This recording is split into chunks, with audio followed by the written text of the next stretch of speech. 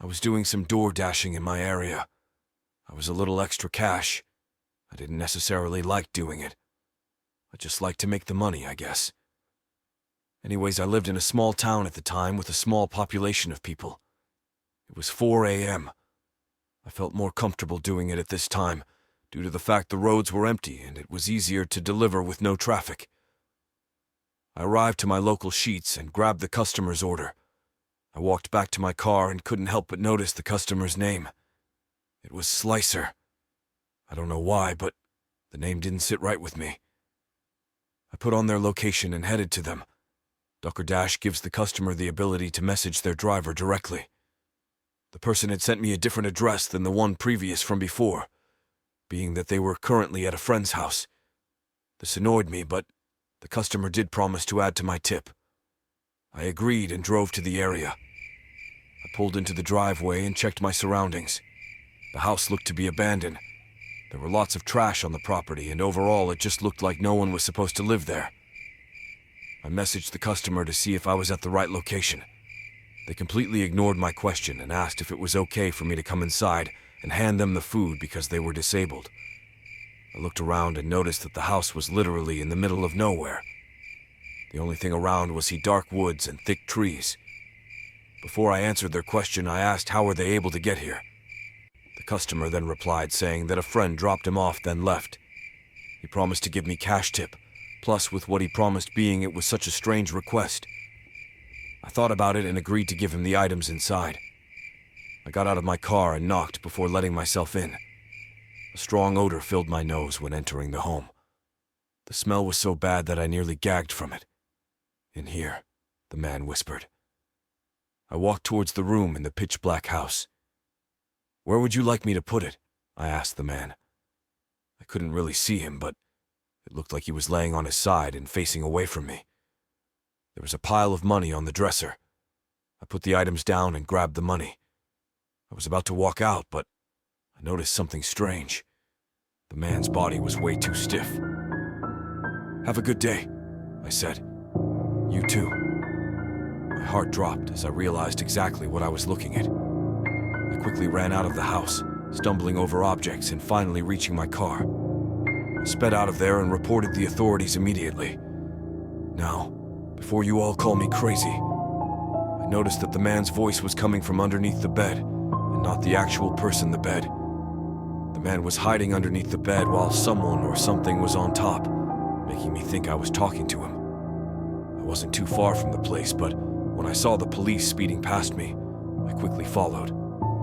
I can't give all the details, but the man was gone and no one had lived in the house for years. The cops ended up doing a report. The person on the bed was a woman's body. She had been missing for a few days.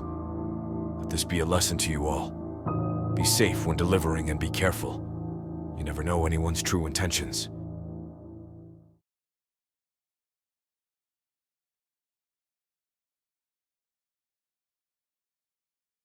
I'll tell you all the story I can't seem to shake. I remember it like it was yesterday and still think about it. Okay, I'm ready. I was a pizza delivery driver at the time. I worked 2 jobs just to pay for my apartment, and so I could have free money for whenever I needed to use it.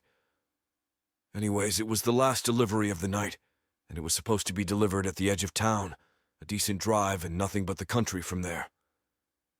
I agreed to take the last delivery. So I grabbed the food and was on my way to the house. I remember how dark and lonely the road was that night. I knew it was on the edge of town, but I had no idea it would be so deserted and empty. I arrived to the house and immediately noticed how messy and nasty the property looked. There was absolutely no way someone was living here. I remember laughing to myself. I got out of my car and walked towards the dark house. I locked the doors to my car and eventually making it to the doorstep. I knocked and let the customer know it was the delivery driver. I heard nothing from the shallow and dark house. I knocked once more and yelled louder that it was the delivery driver. Suddenly, I could hear footsteps coming from the house and towards the door. The door slowly cracked open, and I could see the silhouette of a man standing in the darkness. "Oh, I forgot about that," the man said while digging in his pockets for the money. I saw a flash of light come from his hand. "Oops, did not mean to do that," the man said in an awkward chuckle. "Did he just take a picture of me?" I thought to myself. The man held out the money and I quickly grabbed it while rushing to my car. "We think you look very pretty," another man called out. Now I knew there were more than one person inside. As I ignored the man and started my car, I could hear running footsteps approaching the vehicle. Without even looking, I drove out of there. I felt a thud while in the car. I was a few blocks away from the house, but not too far away. My car's wheels had been slashed. By what? I don't know to this day. I was sitting in the pitch black while listening to the sounds of nature around me. I'd already called the police and they were all their way. Now, it was just me and the darkness that surrounded the car outside. I turned off the headlights and didn't really use my phone to give up my spot. I could hear footsteps in the distance coming from the woods. My heart was pounding. I could hear a group of men talking and walking towards my car. I slid further down my seat and quickly locked my doors. I could hear them talking about wanting to do things to and with me. Even described how pretty I was. The whole conversation did not sit right. They approached my car and tried to get in, but couldn't. I did not move a muscle. The men were arguing among each other about how they allowed me to get away. Seconds felt like long minutes as I could hear police sirens in the distance. I remember thinking the men were still surrounding my car, still talking with each other. I was so filled with fear that I hadn't noticed they all had left the area. That day still spooks me, and to make matters worse, I believe the men were trying to kidnap me. I'm just glad I decided to hurry up and get in my car that night. I don't know where I would be if I didn't. Be safe when delivering. Most of the time you are all alone. Stay safe.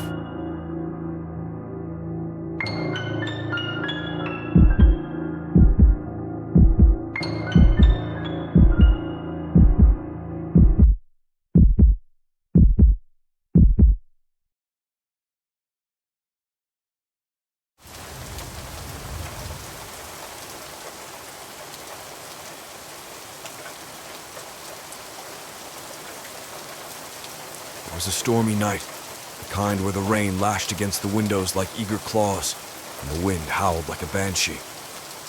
Despite the weather, I found myself out on the lonely streets, delivering food to the hungry souls huddled in their homes. I pulled up to the address, a decrepit old house at the edge of town, its windows boarded up and its garden overgrown with weeds. My instincts screamed at me to turn back, but duty compelled me to press on.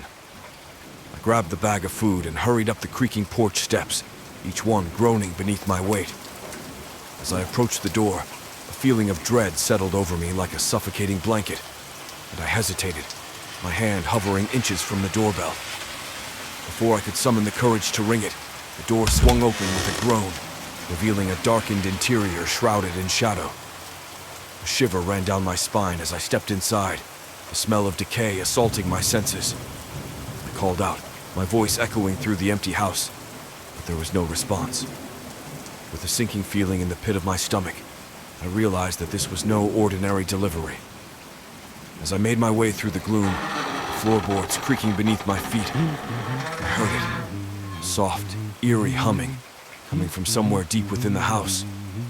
My heart pounded in my chest as I followed the sound, the hairs on the back of my neck standing on end. The humming grew louder with each step, its melody twisted and dissonant, like a siren song luring me ever deeper into the darkness. I wanted to turn back, to flee from whatever malevolent force lurked within. I was powerless to resist its call.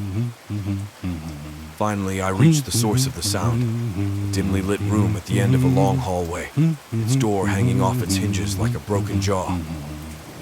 Trembling, I pushed it open and stepped inside. There it was. In the corner of the room, I was looking at what seemed to be a pale figure sitting in the corner. My heart pounded in my chest as I froze, fear gripping me like icy fingers. The figure was motionless, its back to me. For a moment, I debated whether to turn and run or to try and slip away unnoticed. Carefully, I began to back away, my eyes never leaving the shadowy form in the corner. Every step felt like an eternity, the floorboards creaking beneath my feet, betraying my every move. I prayed silently that the figure wouldn't stir, that I could escape before it noticed my presence. But just as I reached the door, a chill ran down my spine as I heard a soft, menacing whisper fill the room.